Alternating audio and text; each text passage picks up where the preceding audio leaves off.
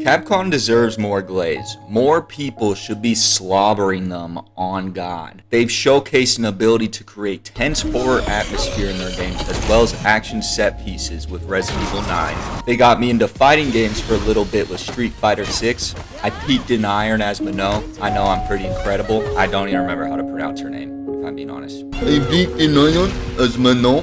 Hey bro, I'm like so sorry for what's about to happen to you. I'm sure you're a great guy. Why? What? Who is talking to me? Oh, the announcer's in. I don't. You see, I haven't fought a person in a while, so I'm like a little rusty, bro. But trust me, you're really about to get smashed here. Now we're pattern playing, huh? Now we're pattern play scrub, huh? Just you wait till next round, bud. That's like totally not gonna happen again. Oh, pattern play scrub. Every time, man, I swear, this game's filled with them. All these pattern play fucking scrubs, dude. This is why I stick to Street Fighter Turbo, bro. I can't play this fucking shit anymore, bro. Fucking rigged, bro. They've experimented with different styles that ooze passion, such as Shinitsugami Wami Pathia the Goddessy. And they even made some fun, dumb games such as Exo Primal, which I thought was actually a little bit of fun. It scratched like I meant to say Lost Planet. itch that I haven't had scratched since like the PS3 days. All this is to say Capcom has become a studio that is creating very exciting stuff for me, whether it's existing franchises or new IPs. So, when I saw this Death Stranding ass trailer that accompanied Pragmata when it was first revealed back in 2020, I knew that it would most likely be a game that I would be checking out. And that even more so confirmed as more footage of the game was being revealed during the 6 years leading up to its release, which is a lot longer than I thought it was. I thought this game was revealed back in 2023. It's been 6 years, which is crazy. How is Pragmata? What even is it? And why should we be slobbering on Capcom's knob, yeah? I've always been into space and stargazing. I've been all over, searching for places with the best views and clearest skies. Went all the way to the Namib Desert once. Is that unusual? Maybe a bit adventurous for some. But my parents supported me the whole way. Told me to do what I wanted to do.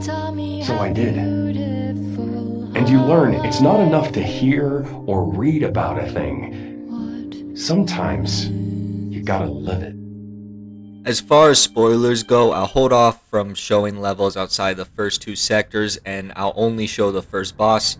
Some footage from the shelter along with cutscenes will be taking place further along than the first two sectors, but I'll avoid showing anything that I would personally consider a spoiler.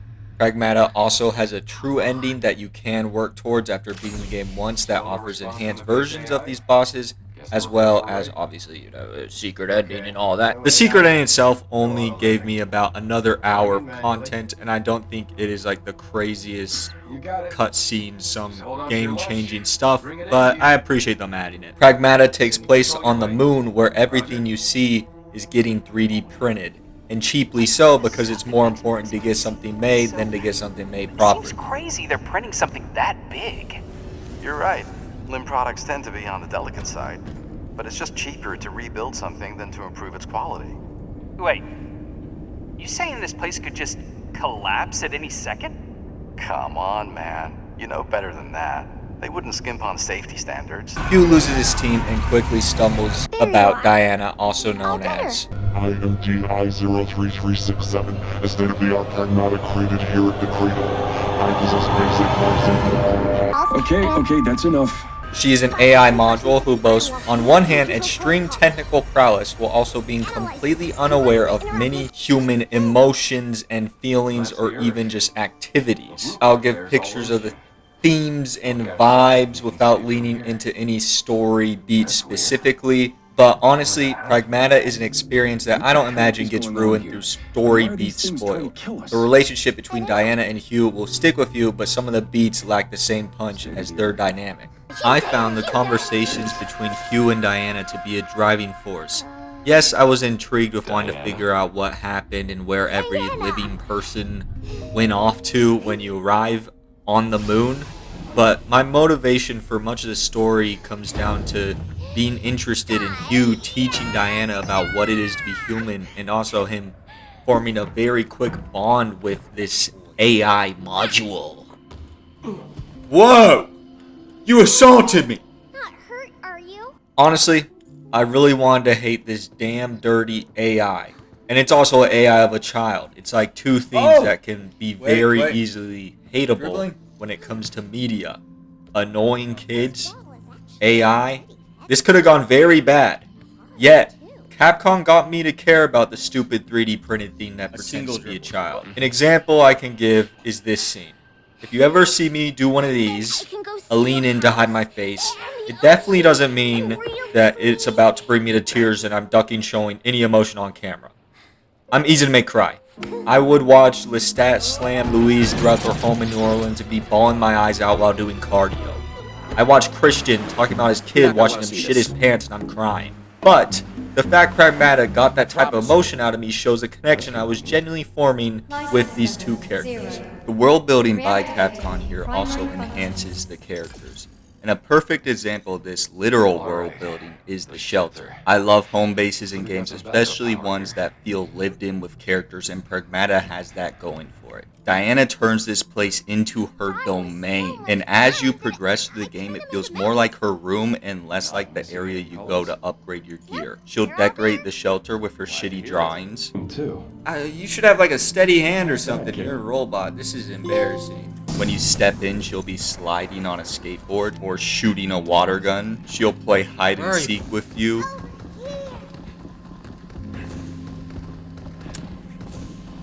No, no, no, no! Can you find me? Sounds nearby. Oh, okay. That was actually a good spot. I can't even hate. You won't find me next time. Capcom really took the opportunity to give a lot of personality to Diana in the shelter, and that made coming back to it fun just to see what Diana would get up to. Other stories are also told in the sectors that give insight into the people that were working on the moon, as well as people trying to figure out what was going on. These stories are mainly told through notes or holograms, and overall I thought they did a solid job of giving context to how this facility ended up getting walloped. However, what is lacking is a compelling villain. The antagonist of this game gets the job done, not necessarily incredible, but not bad enough to be offensive. Initially, I was not a fan of the villain at all, but as the game went along and more got revealed, I did land a bit more positive. For me, the main draw to it, Pragmata, before I bought it was the gameplay, but now after beating it, the thing that will stick with me more than anything is the dynamic between Hugh and Diana. That isn't to say gameplay is a downside at all. The gameplay is actually very good, and it gets better the more time spent with Pragmata as you're given more weapons, more hacking nodes, which are how Diana is able to help in the fight, and also adds an element of doing like flash games mid-fight. The hacking bits remind me of doing 2048 while I'm waiting for a teacher to scream at me for not paying attention in their geometry class. Unrelated, in high school I got a D in geometry. Calling the hacking a flash game sounds bad, but I genuinely mean that as a compliment. It created a very fun loop of balancing hacking while shooting and also having to dodge enemies. There's plenty of variety in weapons, all having upgrade paths that lead out until the end of the game. Your main weapon in the top slot is a pistol, and that later on can change, but that weapon operates on ammo that replenishes with time. Every other weapon you can bring into sectors via your loadout, but once you're out of ammo, you'll have to fill that slot with weapons found on levels. Initially, I thought that could lead to annoyance, a situation where you're mowing through your weapons you actually want to use and then are forced to use the blunderbuss from Advanced Warfare. Thankfully, all the weapons proved to be fun. Of course, I had ones I liked more than others, my favorite being the Shockwave shotgun team. My least favorite probably just being a weapon that knocked over enemies. But even that weapon was not something that made me groan in frustration when I found it. And if it did, I could very quickly find another weapon that I prefer deeper in the level. And in a lot of cases, if you don't like a weapon, that's probably just because you haven't really learned how to utilize it yet. I know at least for me, that was the case with the crossbow.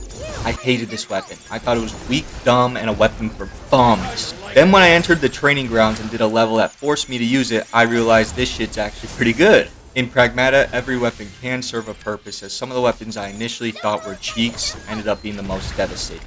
The same weapon variety is also present in enemies, from generic walking tall guys to shooting drones or big babies. All of this is introduced at a very fast rate where they're always giving you something new with every sector. I never felt sick of anything because the sectors were introducing stuff fast enough that I was always having a new ability, a new mod, a new weapon, or something I wanted to upgrade back at the shelter. The shelter acts as the hub. It's where you'll go at certain sections and sectors if you're looking to upgrade your gear, maybe hit up the training simulator, which normally in games when I see a training simulator, I hit my Count Warlock pose and go to the nearest coffin.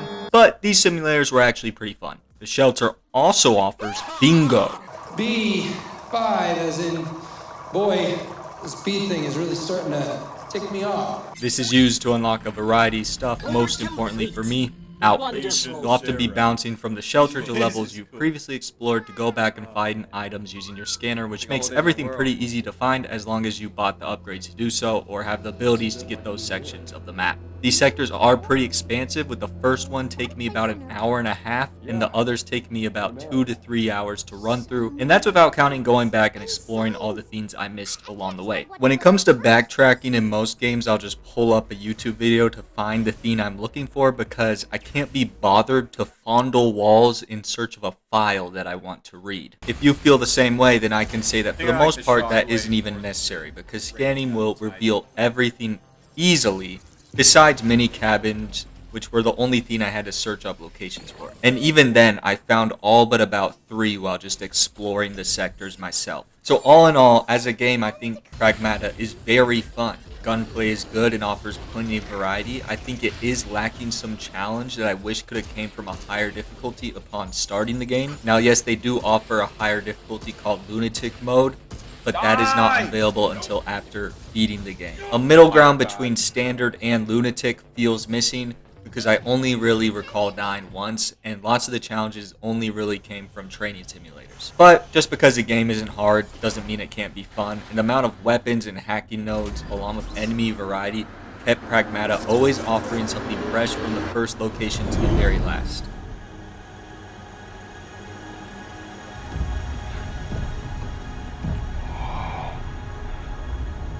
What the hell happened here?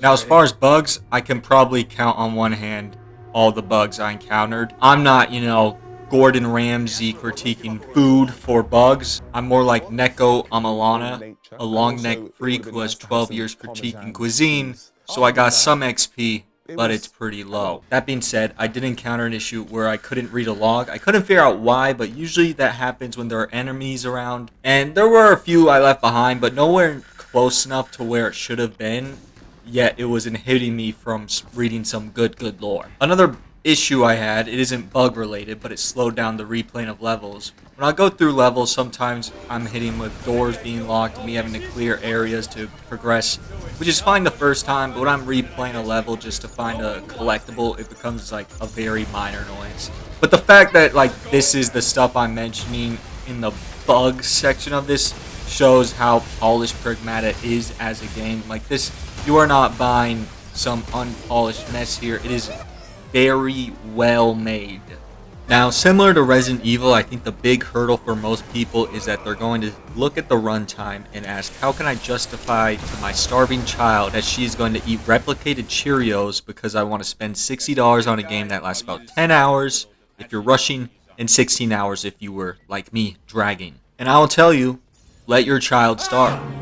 I'll find another. The thing about Pragmata is the same thing about Resident Evil. This is a game I will play multiple times in rapid succession. I already want to try it again on Lunatic difficulty. I wanted to unlock everything, and it's the exact type of game I will revisit every couple of years because it's a fun experience that never slows down. Similarly to RE9, which I'm replaying on Insanity right now. And if the time is an issue for you, then just don't buy it. Personally, this was an experience I was really looking forward to and was exactly what I needed, especially because a certain game left a very dry taste in my mouth. Fuck Sneak This in third person open world. I hope they came with 3 characters. I crash out like fuck Cliff. This problem solved if I had to. This game never slogged, and I will always take that over a game that feels like a chore to hop on. I'm very frustrated that the technology used to clone my J-clones has been leaked via the story of Pragmata. In spite of that, I can't deny that Pragmata is a real heater of a game, and I wouldn't be surprised if it lands in my top 10 games of 2026. I've said while streaming, this feels like a game that will get a sequel 20 years down the line, but I hope one comes sooner than that. The gameplay in the world is interesting enough that I'm so down for this universe to continue on. To leave you off on a quote, know that in life, if you never give a prag, then nothing is going to matter. Got A2 with me. I'm snatching silver and burning gray mains. It's up. Lost too many hours not to play it safe. If he walk around with that sword, it ain't Sam Lake.